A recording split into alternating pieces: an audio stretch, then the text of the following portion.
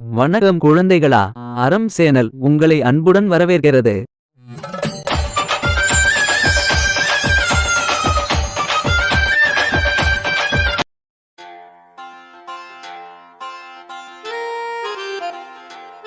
பாட்டி, கதையே சொல்லுங்க.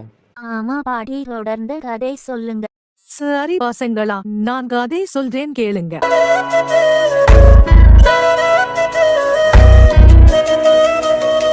இது கதை நேரம். கேளுங்க சார், என்னால முடிந்தது நான் சொல்றேன். பில்லா, நீயும் உன் நண்பனும் ஆசைப்பட்டதை இப்ப உன்னால நிறைவேற்ற முடியுமா? நான் இந்த உலகத்தில் தைரியமா வாழ்றதே அதுக்காக தான் சார். அப்படின்னா பில்லா, இனி உன் வாழ்க்கையை நான் சந்தோஷமாக்குறேன். கொஞ்ச நாளுக்கு முன்னாடி தான் என்னோட கம்பெனி டைரக்டர்ஸ் கிட்ட ஒரு டிஸ்கஷன் பண்ணிட்டு இருந்தேன்.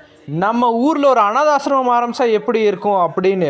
ஆனால் இப்போது அந்த கடவுளாக பார்த்து எனக்கு ஒரு வாய்ப்பு கொடுத்துருக்காரு. அதனால் இனி நீயும் உன் நண்பனும் ஆசைப்பட்டபடியே அந்த குழந்தைகள் நல்லா வளருவாங்க பில்லா.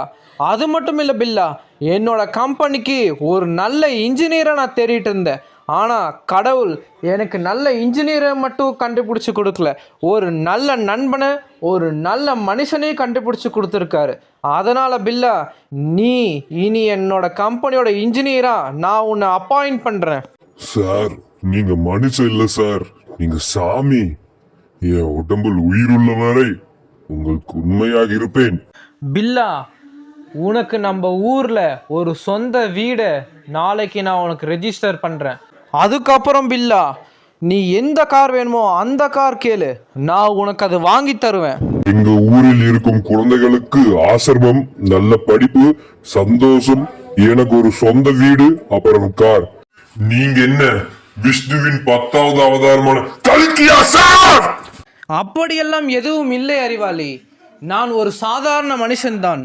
அந்த ஆண்டவன் சொல்வான், இந்த முத்து செய்வான், அவ்வளவுதான். அது மட்டும் இல்லை அறிவாளி, நான் ஃப்ரெண்ட்ஷிப் டே அன்னைக்கு நம்ம ஊரில் ஒரு சிறந்த 2 நண்பர்களோட சிலையை வைக்க போகிறேன். அந்த 2 நண்பர்கள் பேர் என்ன தெரியுமா?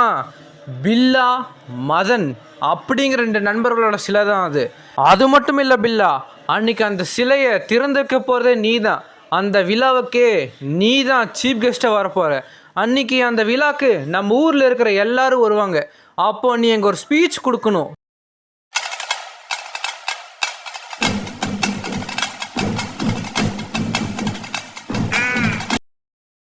என்ன குழந்தைகளா, இந்த உலகத்துல நண்பர்களும் இருப்பாங்க, துரோகிகளும் இருப்பாங்க, எதிரிகளும் இருப்பாங்க. ஆனா எல்லாத்தையுமே சமாளிச்சு நம்ம நல்ல அறிவா யோசிச்சு செயல்படணும் குழந்தைகளா.